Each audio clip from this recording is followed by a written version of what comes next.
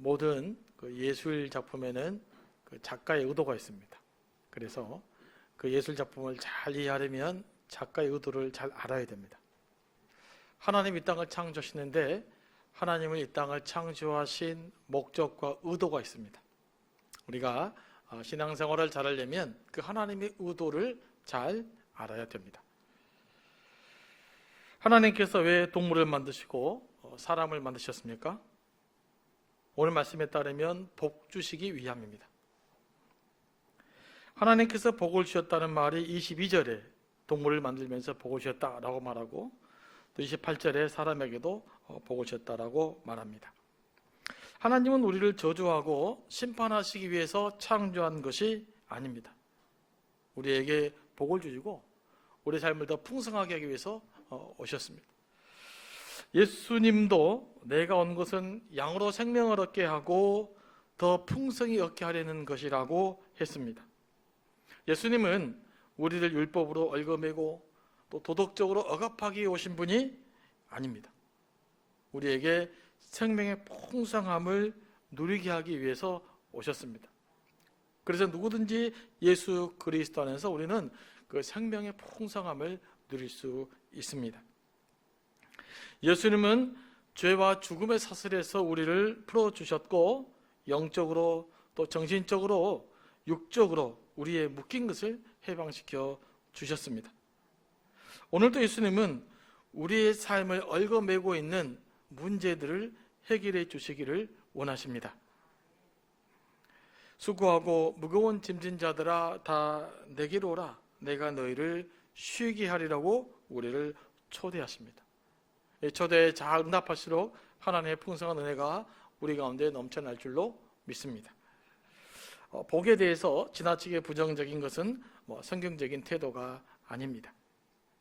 하나님과 친밀한 관계 속에서 주어지는 것은 하나님이 우리에게 주신 축복입니다. 하지만 하나님과 인격적이고 친밀한 관계 없이 복만 받기를 원하는 것을 기복주의 신앙이라고 그럽니다. 우리는 기복주의 신앙이 아니라 하나님이 주신 복을 풍성하게 누리며 살아갈 수 있게 되기를 원합니다. 그러면 하나님이 대체 우리에게 어떤 복을 주셨는가? 28절부터 30절에 기록되어지는데 몇 가지 정리해 보겠습니다. 첫째는 생육하고 번성하라는 축복을 주셨습니다. 생육하고 번성하라는 것은 하나님의 명령이면서도 우리를 향한 하나님의 축복입니다. 그런데 22절 말씀 보면은 사람에게만 이 복을 주시는 것이 아니라 동물에게도 생육하고 번성하라는 복을 주셨습니다. 그러면 인간은 기본적으로 어떻게 생육하고 번성할 수 있습니까? 남자와 여자가 결혼하고 자녀를 낳아서 생육하고 번성하는 것입니다. 자녀는 하나님이 우리에게 허락하신 가장 큰 축복의 선물입니다. 남녀가 사랑해서 결혼을 하고 부부관계를 맺고 자녀를 양육하며 살아가는 것, 그것이 우리가 누릴 수 있는 최고의 축복입니다. 그러므로 여러분 다 복 있는 사람입니다. 이것을 복으로 몰라서 문제죠. 다른 데서 복을 찾으려고 그러니까 문제죠. 이 복을 좀 잘 누리시고 아이 보고 감동하시고 자녀 보고 감동하시고 남편도 보고 감동하시고 아내도 보고 감동하시고 그렇게 살 수 있게 되기를 원합니다. 아이가 태어나고 양육하는 과정을 통해서 인간은 비로소 희생이라는 것을 경험하게 됩니다. 그리고 사랑이라는 것을 알게 돼요. 그리고 생명의 신비를 경험하죠. 그러면서 하나님의 거룩하심을 이해하게 됩니다. 자녀를 낳지 않으려고 하는 것은 하나님이 주신 복을 거부하는 것입니다. 요즘 또 이런 말씀을 하면 또 무슨 소리냐 그럴 수 있는데 성경적 원리를 지금 이야기하고 있는 겁니다. 요즘 우리 사회가 좀 어렵지 않습니까? 그래서 수많은 젊은이들이 미래를 꿈꿀 수 없어서 자녀 낳는 것을 포기하는 세상이 되어가고 있습니다. 미래를 꿈꿀 수 없어서 자녀를 낳는 것을 포기하는 세상, 이런 세상은 저주받은 세상이에요. 생육하고 번성하라는 하나님의 명령에 역행하는 일이죠. 그래서 우리는 우리 후손들에게 이 저주받은 세상을 물려주어서는 안 됩니다. 가능하면 우리 시대에 이런 것들을 끝내려고 우리가 기도도 하고 노력하고 그래야 되는 거죠. 함께 더불어 살아가는 세상, 마음껏 자녀들 낳아서 양육할 수 있는 세상, 그래서 생명을 존중하고 생명의 신비를 맛보고 하나님의 거룩하심을 경험할 수 있는 그 세상이 여러분과 제가 꿈꾸는 세상이 되어야 될 줄로 믿습니다. 그런 꿈은 있으십니까?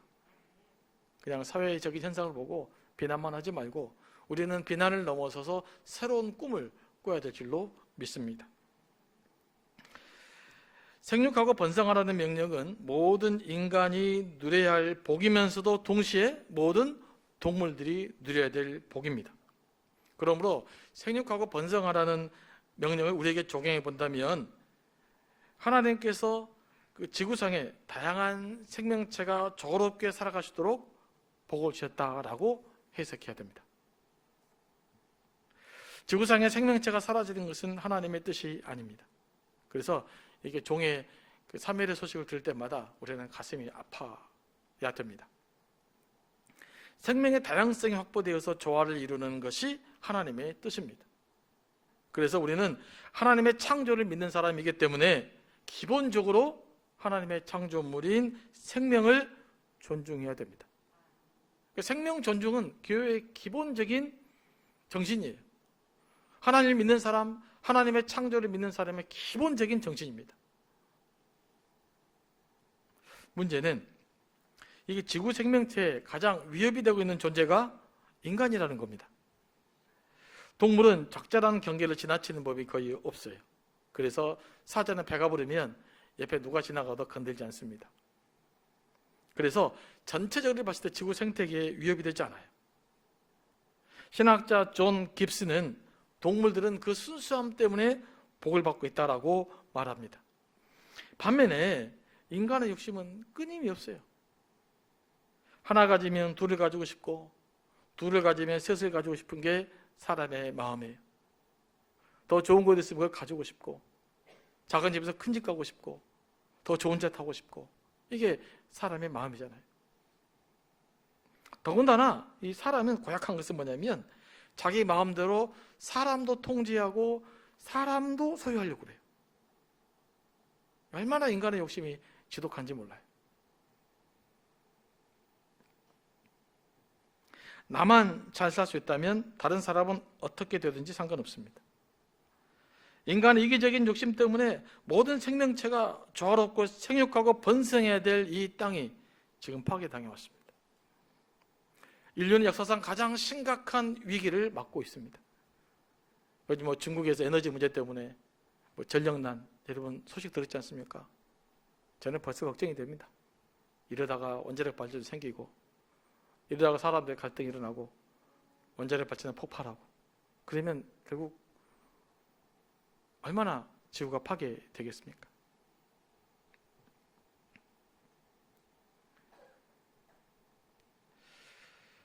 둘째로 하나님이 우리에게 주신 복은 다스리고 정복하라는 것입니다. 다스리고 정복하라는 복은 사람에게만 주신 복이고 명령입니다. 동물들에게는 생육하고 번성하라는 말씀은 동물과 사람에게 동시에 주어졌다면 다스리고 정복하는 것은 사람에게만 주신 복입니다. 지금 인간은 실제로 기술이 발달돼서 동물을 다스리고 정복하는 수준에 거의 이르렀죠. 복제동물도 만들고. 그러나 이 다스리고 정복하라는 것은 하나님께서 인간의 편리를 위해서 마구잡이로 자연을 파헤치고 개발하라는 뜻이 아닙니다. 백성들에게 태평성대를 가져다 주는 왕처럼 피조물을 다스리라는 의미예요. 그래서 하나님의 창조 이 피조물을 통해서 하나님을 영화롭게 찬양하고 예배하는 데 힘쓰는 의미에서 다스리고 정복하라는 말씀을 이해해야 됩니다. 그러니까 이 하나님의 창조물은 사람을 통해서 조화가 이루어지고 하나님을 경배하고 찬양하는 것이죠.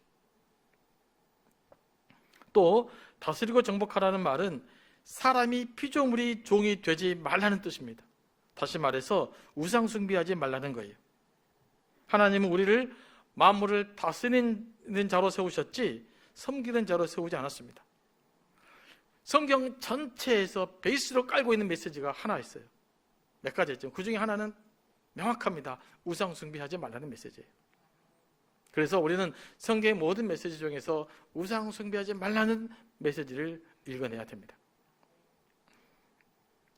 그런데 이 다스리고 정복하라는 명령이 남용이 됩니다. 언제부터 남용이 되기 시작하냐면 16세기에 이제 서구 나라들이 과학이 발달하고 기술이 발달하면서 굉장히 발전하기 시작합니다. 그러면서 유럽의 국가들이 식민지를 확장하게 됩니다. 그때 이 식민지 확장하는 근거로서 이 구절을 사용하기 시작합니다. 다스리고 정복하라고 그랬다. 그러니까 우리가 이 하나님 말씀 갖고 아시아도 다스리고 정복하고 유럽도 다스리고 정복하고 미국도 다스리고 정복하고 이런 개념으로 오용하기 시작을 해요.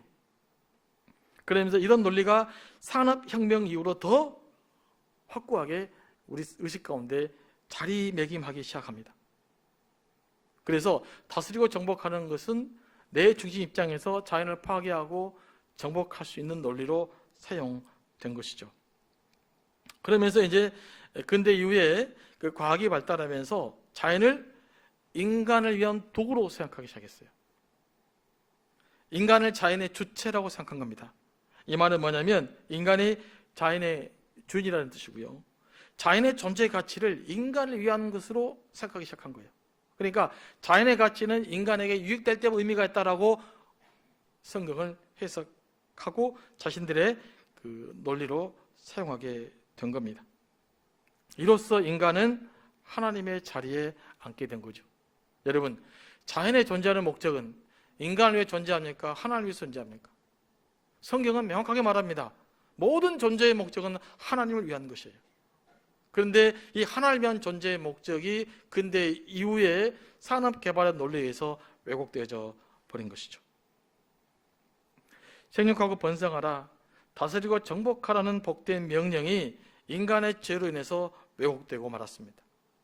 더 편리하고 더 많이 누리고 싶은 인간의 욕심을 채우라는 명령으로 변질된 거죠. 하나님의 선한 목적이 인간의 죄 때문에 왜곡되어져 버린 겁니다.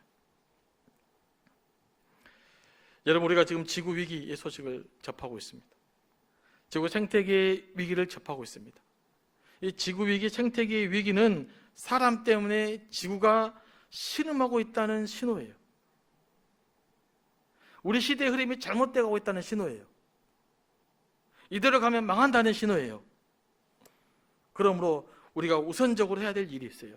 이런 상황들을 보면서 왜 그럴까? 이렇게 한탄만 하고 있을 것이 아니라 먼저 하나님께 회개해야 돼요. 우리의 죄 때문이라는 것, 인류의 죄 때문이라는 것, 인간의 탐욕 때문이라는 것을 고백할 수 있어야 됩니다. 우리의 욕심을 이루기 위해서 앞만 보고 살아왔던 삶을 회개해야 됩니다. 주변에 고통받는 이웃에 대해서 무관심했던 죄를 회개해야 됩니다.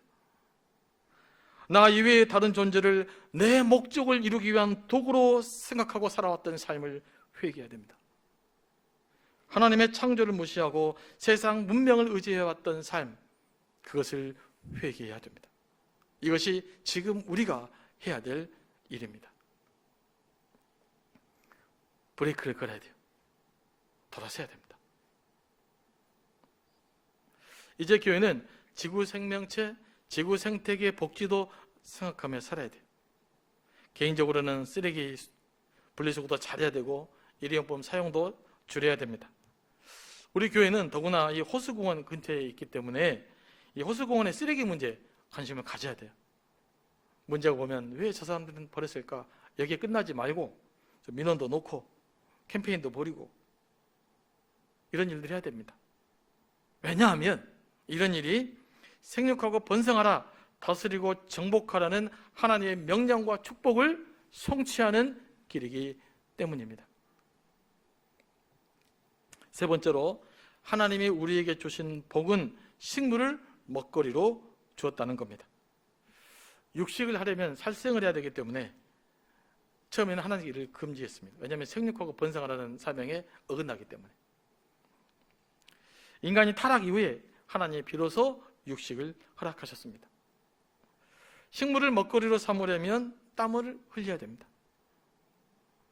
식물을 먹거리로 삼으라는 말은 농사를 지으라는 의미도 실은 함축적으로 포함되어 있어요. 이 말씀을 깊이 묵상하다 보면요, 여러분, 우리가 생계를 유지하기 위해서 일하며 사는 것은 이미 그 자체가 축복입니다. 여러분, 일할 수 있습니까? 일하고 있습니까? 그럼 여러분은 이미 하나님의 복을 받은 사람이에요. 믿으세요? 별로 안 염두 쓰시네요. 돈을 많이 벌어야 됩니까? 그냥 아무 근심 없이 노후가 완전히 보장돼야 됩니까? 그러지 않아요. 이 창세기 원리에 따르면 우리가 생계를 유지해서 일하면서 먹고 살아갈 수 있는 것이 이미 하나님이 우리에게 주신 축복입니다. 이 복을 좀 인조할 수 있어야 돼요. 잘 누릴 수 있어야 됩니다. 이 축복이, 놀라운 축복을, 이 가치를 모르니까 다른 데서 행복을 찾으려고 하니까 괜히 이상한 사람 살고 잘못된 사람 살고 가짜 말아들 하고 하재 말아들 하고 그런 일을 하게 되는 거예요. 일은 단순히 먹고 사는 문제만 해결해 주는 것이 아닙니다. 우리의 삶을 의미 있게 만들고 생의 가치를 부여하고 하나님의 영광을 드러내는 도구입니다. 현대적 의미의 생육하고 번성하라는 사명은 일을 통해서 이루어진다고 볼 수 있어요. 일할 수 있다는 것 자체가 복입니다. 그래서 여러분, 무슨 일을 하든지 이 일을 통해서 내가 먹고 살 수 있다 라고 하는 것은 하나님이 나를 사랑하셨구나, 내가 이제 복된 삶을 살고 있다 라고 생각하면서 감사할 수 있게 되기를 원합니다. 물론 이 세상에 부정의도 많고 불경통도 많고 내가 흘리는 땀의 대가를 제대로 못 받을 수 있어요. 그렇다고 원망만 해서는 안 됩니다. 그럼에도 불구하고 일할 수 있다는 것, 그럼에도 불구하고 이 일들을 통해서 나와 가족이 생계를 위하며 살아갈 수 있다는 것은 하나님이 우리에게 허락하신 놀라운 축복의 선물입니다. 이 선물 나시고 좀 행복하게 사시기 바랍니다. 31절 말씀 보면 하나님이 지으신 그 모든 것을 보시니 보시기에 심히 좋았더라. 저녁이 되고 아침이 되니 이는 6째 날이니라. 보시기에 심히 좋았다는 말은 하나님의 창조가 완전하고 충분했다는 말이에요. 에덴 동산은 그야말로 사람과 생물을 살기에 완전하고 충분한 곳이었습니다. 하나님은 이를 보고 기뻐하셨어요. 이 완전하고 충분한 곳이 우리의 죄 때문에 파괴된 거죠. 그리고 7째 날에 하나님은 안식하셨습니다. 성경에 7이 가지는 숫자가 있어요. 의미가 있어요. 7은 완전을 의미합니다. 그러므로 7째 날에 하나님이 안식했다는 말은 안식이 창조의 완성이라는 의미를 담고 있습니다. 오늘 본문에서도 이렇게 확인해 볼 수 있어요. 하나님이 6째 날에 모든 일을 마치셨다고 말하지 않아요. 7째 날에 모든 일을 마치시고 안식하셨다. 그래서 유대 랍비들은 안식이 하나님의 7번째 창조라고 이야기했어요. 요즘은 또 신학자들이 그렇게 많이 해석하고 있습니다. 그렇다면 한 주간의 완성은 언제 이루어질까요? 안식일을 지킬 때 이루어지는 거예요. 오늘 우리로 말하면 한 주간의 완성은 주일 예배 시간에 예수 그리스도 안에서 완성된다고 볼 수가 있어요. 이게 안식일을 이해하는 올바른 태도예요. 우리가 주일을 바라보는 태도입니다. 그러므로 이 예배가 빠져버린 주간, 예수 그리스도가 없는 주간은 미완성의 주로 끝나고 만 거예요. 과거에는 이 산업화 시대의 영향을 받아서 어떻게 안식을 이해했냐면 주일 안식을 잘하고 월요일부터 6일까지 열심히 일하자, 그런 논리로 안식일을 이해했어요. 이건 성경적 논리가 아닙니다. 안식일은 월요일부터 토요일까지 열심히 수고하고 열심히 살아왔던 삶이 완성을 위해서 안식일이 존재하는 거예요. 그 예배를 통해서 한 주간의 삶이 비로소 완성되어져 가는 겁니다. 그러므로 안식일을 지키는 것, 주일을 지키는 것은 매우 중요한 의미가 있어요.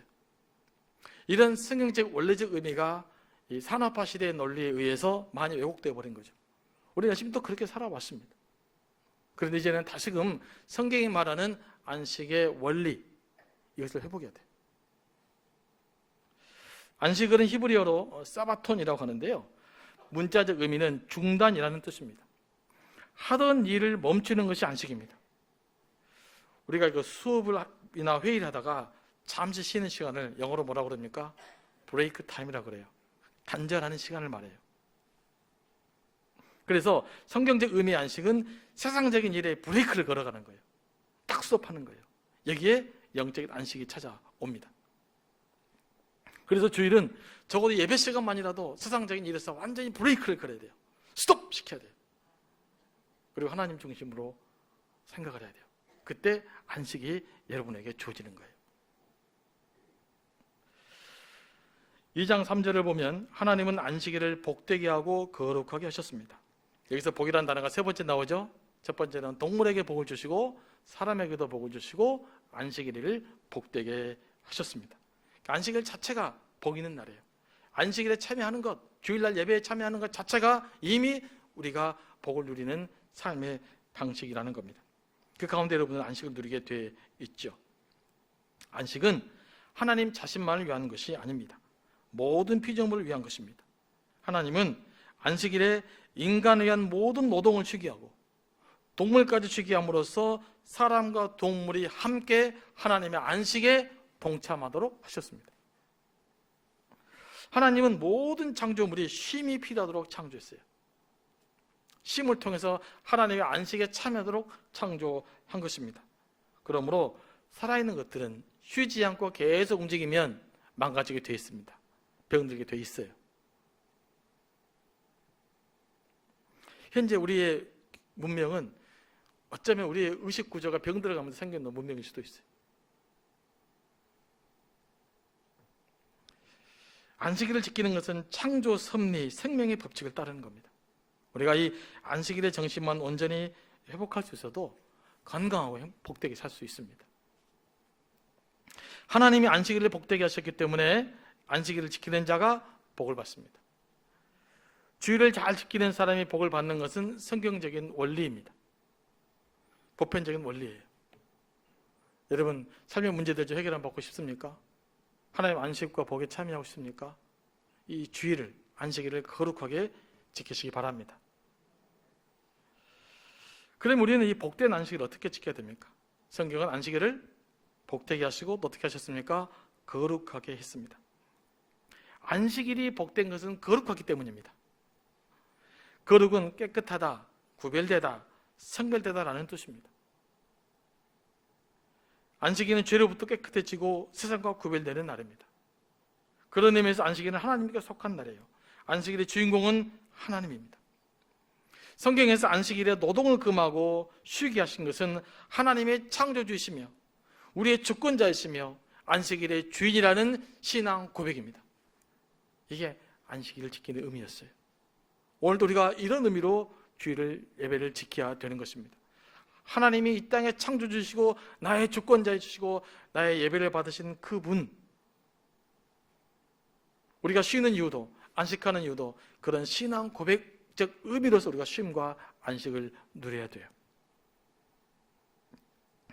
안식일에는 그 영과 육이 안식을 누려야 하는데, 영적으로는 예배를 통해서 안식을 누리고요, 몸의 안식은 노동을 중지함으로써, 세상적인 일을 중지함으로써 누리게 됩니다. 그러므로 무엇이든지 무리하거나 심신이 피곤해질 때까지 무엇인가를 한다, 특히 주일날, 이거는 매우 비성경적입니다. 성경적은 피곤하면 안 돼요. 놀아도 피곤하면 안 돼요. 안식이 있어야 돼요.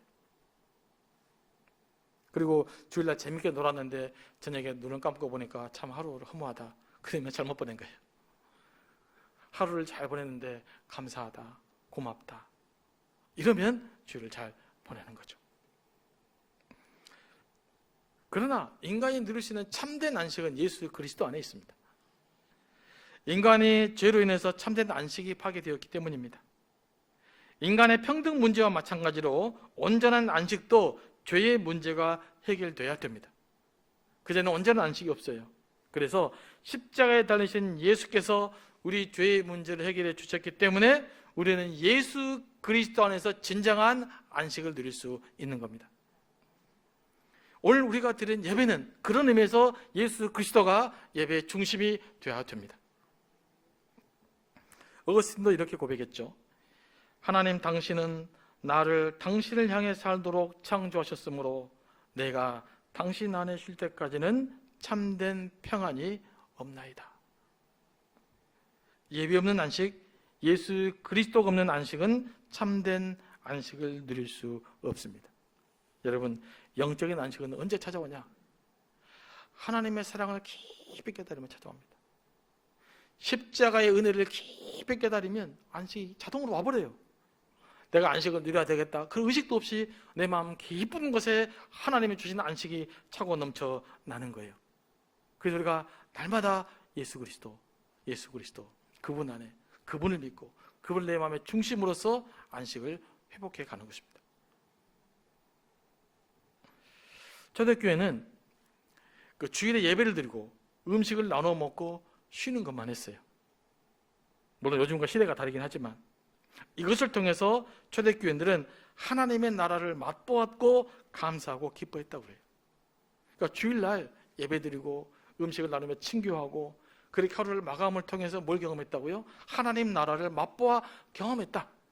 그런 의미에서 주일날 참된 교제, 하나님의 예배는 천국을 맛보는 지름길이에요.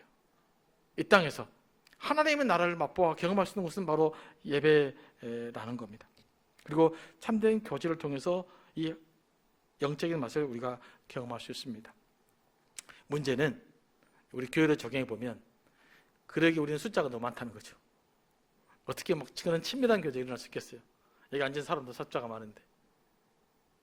그래서 공동체가 있는 거예요. 그리고 또 공동체가 과거엔 너무나 컸어요, 숫자가. 그러니까 모이기가 힘들어. 그래서 우리가 분갈한 겁니다. 작게 모여서 깊이 이렇게 서로 기도하고 서로 위해주고 가족처럼 지내야 된다라는 의미에서 우리가 공동체를 작게 분가하고 있는 겁니다. 이런 의미에서 현대의 교회가 줄 수 없는 천국의 맛을 공동체 친교를 통해서 여러분들은 경험해야 됩니다. 그래서 우리 이제 그렇다고 목자들 너무 또 부담스럽게 갖지 마시고 그런 그 공동체 목적 의식을 우리가 회복해야 될 필요가 있죠. 한국 교회도 이런 안식의 개념을 회복해야 됩니다. 주일에 쉼없이 봉사하는 것은 생명적이 아니에요. 말씀을 묵상하고 공부한다고 지쳐버리는 것, 그 영적이지 않습니다. 다 이 모든 것들이 산업화 논리하고 그 성경적 의미가 맞닿아서 왜곡돼 생긴 하나의 문제예요. 그런 의미에서 우리 교회는 주일 예배 한 번만 드립니다. 이 말은 주일 한 번 잘 드리고 놀라고 드리는 것이 아닙니다. 한 번만 드리고 얼른 계획을 세우자, 이런 의미에서 드리는 것이 아니라 주일날 온전히 예배를 드리고 온전한 쉼, 영혼의 안식을 잘 누리라고 성경적인 원리로 돌아가는 예배예요. 그러니까 주일날 예배 딱 드리고 막 놀러 갈 계획을 세우는 것은 영적이지 않다고 볼 수 있어요. 물론 어쩔 수 없이 또 해야 될 일은 있지만, 그래서 덕스럽지 못한 일을 하거나 심신을 피곤하는 일을 하면 안 되는 겁니다. 놀아도 피곤하면 안 돼요. 놀아도 영혼의 안식이 찾아와야 돼요. 그러니까 예수 그리스도와 함께 진정한 영적 친교를 누리면서 쉬는 것, 가정 중심에 쉬는 것이 성경적입니다. 바벨론 포로기 이후에 나라가 없는 이스라엘은요, 안식일을 매우 중요하게 여겼어요. 안식일을 지킴으로써 자신들의 정체성을 유지해 왔습니다. 특별히 예배를 드릴 수 없는 환경에 살았잖아요. 예배를 드릴 수 없는 환경 속에서 하나님을 기억하고 안식을 지키면서 작게 예배를 드렸던 바로 그 시간, 그로 인해서 그들은 이스라엘의 정체성을 지킬 수 있었던 것입니다. 그런 과정 속에서 회당이 생겨나면서 이스라엘 백성들은 끝까지 민족의 정체성을 잃지 않고 하나님의 백성으로서의 정체성을 잃지 않고 살아낼 수 있었던 거예요. 이게 얼마나 대단한 거냐면요, 이스라엘이 AD 70년에 망했지 않습니까? 로마에게. 그리고 1948년에 독립을 했으니까 거의 1900년 동안 나라가 없었어요. 여러분, 1900년 동안 나라가 없으면요, 민족의 정체성을 유지할 수가 없어요. 그래서 역사상 유일하게 오직 이스라엘만이 그 1900년이 지난 후에 민족이 독립될 수 있었어요. 그래서 이건 상식적으로는 이해할 수 없는 사건이었어요. 1948년에 이스라엘이 독립됐을 때 많은 목사님들과 신학자들이 하나님 때가 왔다라고 생각할 정도였으니까요. 이렇게 민족성을 지킬 수 있었던 것이 뭐냐? 그들이 안식일을 지키는데 목숨을 걸었기 때문입니다. 아무리 힘들어도 이건 지켜야 된다라고 하는 그 약속들, 그것을 헌신했고 목숨을 걸었던 사람들 때문에 지금 이스라엘은 1900년이 지난 지금도 민족성을 잃지 않고 지켜낼 수 있었던 거죠. 그건 우리에게 굉장히 중요한 교훈을 줍니다. 코로나 위기, 지금 주일 성서가 위기를 겪고 있지 않습니까? 대면 예배를 하고, 또 요즘은 또 어설프게 신학을 배우는 사람들이 뭐 꼭 주일날 예배를 와야 되냐, 교회에 와야 되느냐, 이런 식으로 지켜야 되느냐. 이건 다 그 구약의 정신을, 성경의 정신을 몰라서 하는 이야기거든요. 근데 그런 이야기가 되게 편하잖아요. 그죠? 여러분 오늘 주일 예배 안 와도 됩니다. 그럼 얼마나 편합니까? 근데 그게 아니에요. 이스라엘 백성은 그렇게 신앙을 지키지 않았단 말이죠. 초대교회도 마찬가지입니다. 주일 예배에 목숨을 걸었을 때 비율을 지킬 수 있었고, 그로 인해서 또 지금까지 교회가 유지될 수 있었던 것이죠. 앞으로 우리도요, 이런 예배의 정체성, 안식일의 정체성, 주일 성경의 중요성, 이것들을 지켜낼 때 비로소 미래의 가능성이 있다는 것, 우리가 반드시 기억해야 됩니다. 이게 무너지면 다른 건 다 무너지게 돼 있어요.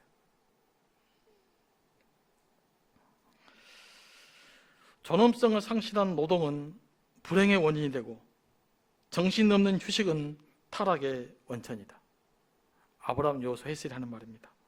우리가 안식, 우리의 일에 대해서 중요하게 기억해야 될 말씀입니다. 존엄성을 상실한 노동은 불행의 원인이 되고, 정신없는 휴식은 타락의 원천이 된다. 우리가 이 말을 기억하면서 하나님이 주신 우리의 일과 안식을 주님의 뜻대로 온전하게 회복해 나가길 원합니다.